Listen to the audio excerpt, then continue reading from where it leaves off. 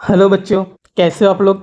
I hope कि आप सभी बहुत मज़े में होंगे। तो आज के वीडियो में हम स्टार्ट करने वाले हैं मैथ्स का chapter number 2 relations and functions.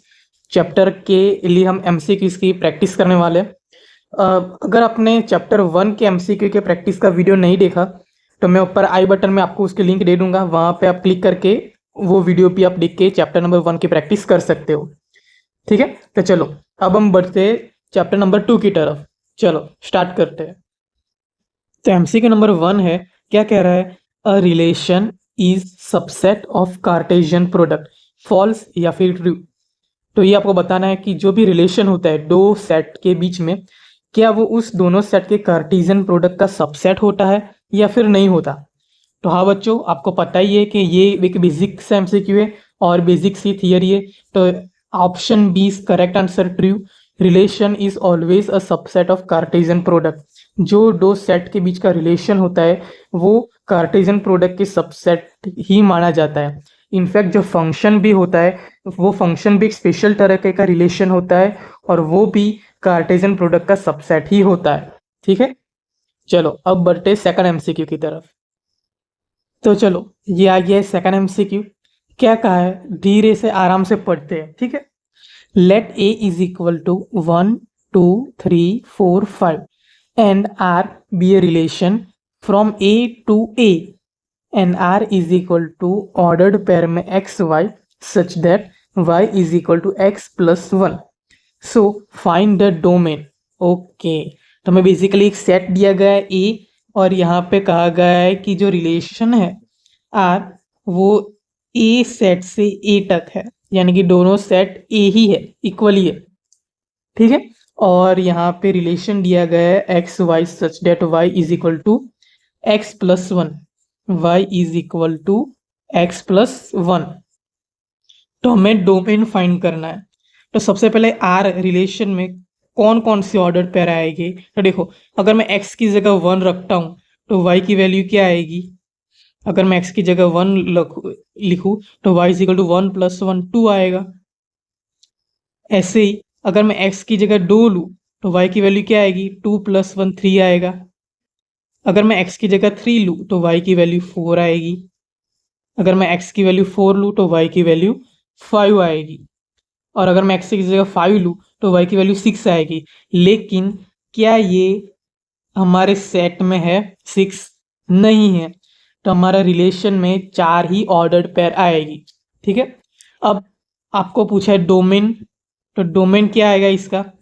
सारे ऑर्डर्ड पेयर का फर्स्ट एलिमेंट, यानी कि 1 2 3 4, 1 2 3 4, यानी कि option C is the correct answer.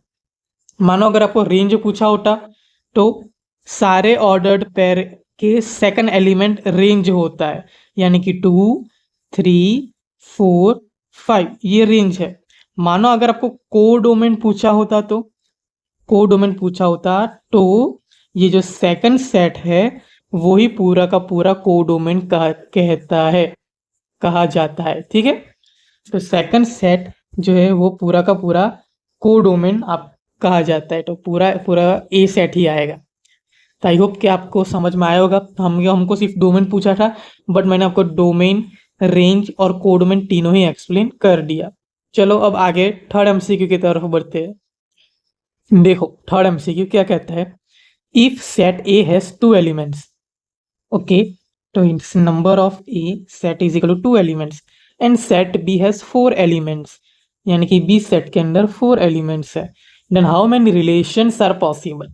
Okay, तो हमें total number of relations find करने हैं। तो अगर सेट ए में 2 एलिमेंट्स है, सेट बी में 4 एलिमेंट्स है, तो ए क्रॉस बी में कितने एलिमेंट्स होंगे? दोनों नंबर का मल्टीप्लीकेशन, 2 4 ज़ा 8, टोटल 8 ऑर्डर्ड पेयर होगा ए क्रॉस बी के अंदर। तो टोटल ए क्रॉस बी के अंदर 8 एलिमेंट्स होंगे, यानी कि 8 ऑर्डर पेयर्स होंगे। तो इसके टोटल रिलेशंस का फॉर्मूला है 2:8।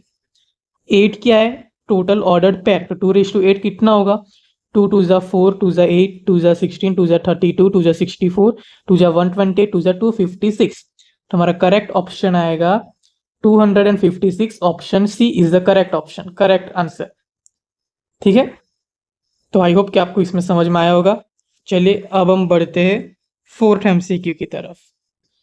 चलो बच्चों, फोर्थ एमसीक्यू क्या कहता है, देखो, is relation from set A to set B is always equal to the relation from set B to set A, true या फिर फॉल्स। तो देखो, मैं आपको एक एग्जांपल देके समझाता हूं ताकि आपको और बेहतर क्लैरिटी आए। मान लो एक सेट है ए जिसके अंदर एलिमेंट्स है 1 2, दूसरा सेट है बी जिसके अंदर एलिमेंट्स है 3, एक ही एलिमेंट है। तब मुझे फाइंड करना है ए क्रॉस बी, और उसके बाद में मुझे फाइंड करना है बी क्रॉस ए। ठीक है, तो ए क्रॉस बी में क्या आएगा, 1 3 2 3, और बी क्रॉस ए में क्या आएगा, 3 1 एंड 3। ओके, तो क्या A cross B relation B cross A के इक्वल है? नहीं, बिल्कुल नहीं है। A cross B does not equal to B cross A, क्योंकि मैं एक और एग्जांपल दूं कि 1 order pair 1 2 does not equal to 2 1, ये दोनों ऑर्डर पेयर इक्वल नहीं है। क्यों? क्योंकि उसका ऑर्डर भी मैटर करता है बच्चों। यहाँ पे फर्स्ट एलिमेंट 1 है और यहाँ पे फर्स्ट एलिमेंट 2 है, डेट मीन्स ये दो ऑर्डर पेयर इक्वल नहीं है। तो ऑप्शन हमारा आएगा बी, फॉल्स। क्या कहा है, इस relation from set A to set B, यानी कि जो रिलेशन है सेट ए से सेट बी का, वो रिलेशन, क्या रिलेशन सेट बी से सेट ए दोनों रिलेशन इक्वल है? नहीं, दोनों रिलेशन इक्वल नहीं है, अलग अलग है। ठीक है, तो यहाँ पे फॉल्स आएगा। तो आई होप कि आपको ये समझ में आया होगा। चलिए आगे बढ़ते हैं।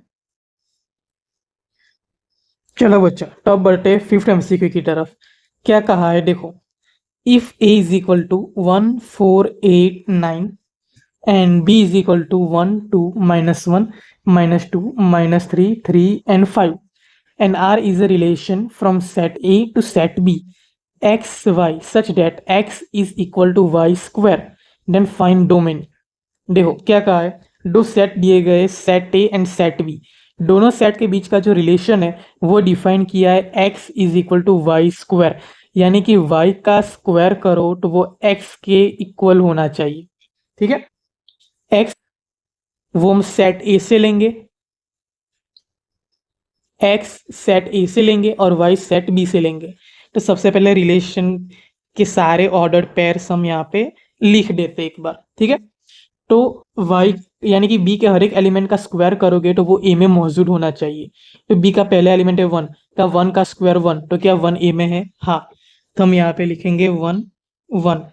ठीक है, दूसरा एलिमेंट है 2, तो 2 का स्क्वायर होगा 4, तो क्या 4 सेट ए में है? यस, तो यहाँ पे लिखेंगे 4 2। ठीक है, थर्ड एलिमेंट है -1 का स्क्वायर 1, वो भी है, तो हम यहाँ पे लिखेंगे 1 -1। दूसरे -2 का स्क्वायर 4, वो भी है, तो हम लिखेंगे 4 -2। उसके बाद है -3 का स्क्वायर 9, तो हम यहाँ पे लिखेंगे 9 -3। उसके बाद है 3 का स्क्वायर भी 9, तो वो भी आएगा 9 3। उसके बाद 5 का स्क्वायर 25, नहीं 25 नहीं है। ठीक है, तो बस रिलेशन में टोटल इतने ही एलिमेंट्स आएंगे। अब उसका डोमेन, डोमेन क्या होता है देख लो। डोमेन यानी कि हर एक एलिमेंट का फर्स्ट, हर एक ऑर्डर पेयर का फर्स्ट एलिमेंट डोमेन होगा। तो क्या है 1 4 1 8 एक बार आ गया, तो दूसरी बार लिखने की जरूरत नहीं है, 4 आ गया 9।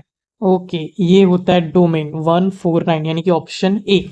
चलो आपको रेंज पूछा होता तो आता है हर एक ऑर्डर्ड पेयर का सेकंड एलिमेंट, यानी कि 1 2 -1 -2 -3 और 3, ये होता रेंज। समझे? मान लीजिए कि आपको कोड डोमेन पूछा होता तो कोड डोमेन तो पूरा का पूरा सेट बी ही आ जाता, जो आपको यहाँ पे डिफाइन किया गया हर एक एलिमेंट, तो ये तो पूरा का पूरा कोड डोमेन होता। तो आई होप कि आपको समझ में आया होगा एंड आपको अच्छा लगा होगा, मज़ा आया होगा सॉल्व करने में। ठीक है, चलो आगे बढ़ते हैं। देखो अब छठा एमसीक्यू क्या क्या कहा है, let A is equal to 1 2 and B is equal to 3 4, दो सेट दिए गए, which of the following can not be relation from set A to set B, यानी कि ये चार ऑप्शन में से वो कौन सा रिलेशन है वो कौन सा ऑप्शन है जो कि सेट ए से सेट बी का रिलेशन नहीं है। ठीक है, चलो फर्स्ट ऑप्शन देखते हैं। सारे डोमेन 1 1 1 है, उसका रेंज 1 2 3 4 है। लेकिन एक मिनट, यहाँ पे तो बी में सिर्फ 3 और 4 ही है, तो यहाँ पे तो 2 आएगा नहीं, तो ये ऑप्शन इनकरेक्ट है। ठीक है, तो ये ऑप्शन आएगा ऑप्शन ए, जो कि रिलेशन नहीं है। दूसरा ऑप्शन भी देख लेते हैं। 1 3 1 4, 1 3 1 से 4, तो ये रिलेशन है। थर्ड ऑप्शन 2 3 2 4, वो भी रिलेशन है। एंड फोर्थ ऑप्शन 1 3 1 4 2 3 2 4, तो ये भी रिलेशन है। यही एक रिलेशन नहीं है, यानी कि option A is the correct answer. ठीक है, तो चलो अब इस वीडियो के लास्ट एमसीक्यू की तरफ बढ़ते हैं। क्या कहा है? If number of A is equal to p and number of B is equal to q, then how many relations are there from p to q. अगर ए सेट में पी एलिमेंट्स है टोटल, बी सेट में total q elements है, then A cross B set के अंदर total p cross q यानी कि p q elements होंगे।